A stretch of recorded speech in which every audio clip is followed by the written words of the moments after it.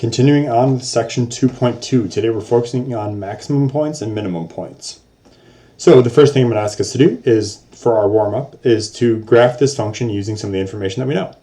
So we're given the function f of x equals 3x squared minus 4x plus 1. Before we do anything, let's label a, b, and c. So a is 3, b is negative 4, and c is 1. So the first question it asks us is, does it open upward or downward? Well, that is from the a value, so it opens upward. And again, the reason we know that is our a is greater than 0. So if we have a positive a value, then you're going to have an upward facing parabola. Your axis of symmetry is the equation x equals negative b over 2a. Doesn't matter where the negative goes. I usually put it up top. Again, not a big deal. So it's going to be negative, or our b value is negative 4, divided by 2 times our a value, which was 3. So we have negative 4, or negative 4, which is positive 4 over 6. We can reduce that to 2/3. So putting that as one succinct answer would be x equals 2 over 3. Now for our vertex, the x coordinate we already know, it's that 2 over 3. The y coordinate, we're going to have to plug that in. So we're going to do f of 2 over 3, and we'll plug that in for every x. So we have 3 times 2 over 3 squared minus 4 times 2 over 3. Sorry, let me shift around a little bit. Plus 1. Cleaning this up a little bit, we got 3. 2 over 3 squared is 4 over 9. Minus 4 times 2/3, we're going to make 8 over 3, and then make it plus 1. Cleaning this up just a little bit more, we're going to do 3 times 4/9 is going to be 12 over 9. We'll clean that up more in a second. Minus 8 over 3 plus 1. Now, 12/9 is reducible to 4 over 3. So we have 4 over 3 minus 8 over 3 plus, well, 1 we could write as 3 over 3. So we have 4/3 minus 8/3 plus 1/3. That's going to give us a grand total of negative 1/3. So that is our y value, negative 1/3. Our y-intercept is just the c value. It's just 1. Now we're asked to graph this. Now this was not going to be perfectly on any of the points, and that's okay. So we're just going to approximate where 2/3 is. So we're going to have a vertical line, x equals 2/3, and that's going to be a vertical line going up through, let's say it's 2/3 is right about there. So it's going to be a vertical line. We're just going to draw a dashed line through here to represent that it's not part of the graph, but it helps us figure out the rest of the graph. That's going to be good enough. Now we have a vertex at 2/3, negative 1/3. Now that's going to be just a little bit below, like little below, let me zoom in, sorry. Be a little below the x-axis. And it's also going to be on that vertical line. Now to find some other points, we have one point at 0, 1, because that's our y-intercept. It's also going to have a mirror image on the other side at, like, that's 2/3 away. So that should be right about there. So this is going to be enough of a start for us to get a decent parabola out of this. It's not the easiest, it's not the perfect parabola, but we'll make it work. Okay, we have a couple goals for the day. So the first is to define, identify, and graph quadratic functions. And the other is to identify and use maximums and minimums of quadratic functions to solve problems.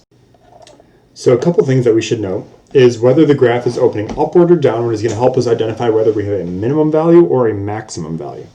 So if the graph opens upward, so it's got a U shape, it's going to have a minimum value. And if it opens downward, so it opens upward has a minimum, opens downward has a maximum. So if it opens downward, you're going to have, that's going to be like an upside down U. So it's going to have that peak, that pinnacle peak part that you're going to call the vertex. The domain for both of these, you'll notice, ends up being the same either way. X is an element of the reals. The range, for a minimum, it's got to be y greater than or equal to that y value at the minimum.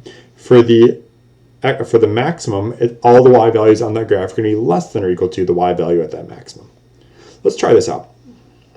So we're asked to find the minimum or maximum value of x squared minus 6x plus 3, and then state the domain and range of the graph, and then you can graph it on your calculator. For this video, we're going to skip the calculator portion. We're going to talk more about the calculator later.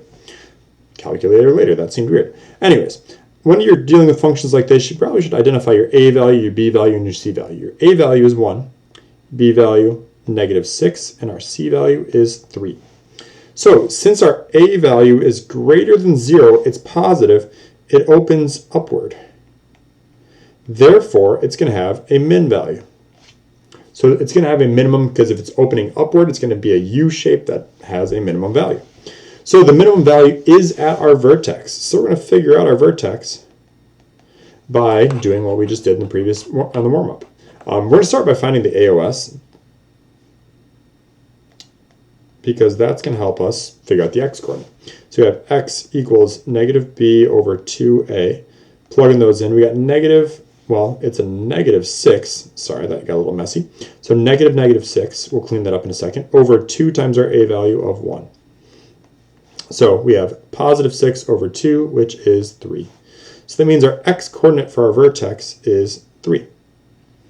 Our y value is going to be what happens when we plug in 3. So we have f of 3 equals 3 squared minus 6 times 3 plus 3. Cleaning that up a little bit, we got 9 minus 18 plus 3. 9 minus 18 is negative 9 plus 3 is negative 6. So our minimum value is at negative 6. Sorry, negative 3, negative 6. So our min coordinate, just as our final answer, would be 3, negative 6. But our min value would just be the y value. It would just be negative, let me write that up. Our min value would just be the y value of negative 6. So when you try to ask for the minimum coordinate, you give the x and the y. If it's the min value, just the y value. Now for domain and range. Domain, you'll notice, again, I'm going to go back to the previous page. The domain, whether it opens upward or downward, is going to be just all real numbers. So we're going to say domain, we're going to say x is an element of the reals, and that's all we need to say. Just any real number we can think of. Our range, our y values are also real numbers. We're going to write it in a slightly different format than the textbook uses. So it's got a minimum value. That's the lowest value we can get. So that means every other value is going to be higher than that. So we're going to say y is greater than or equal to negative 6 for our range.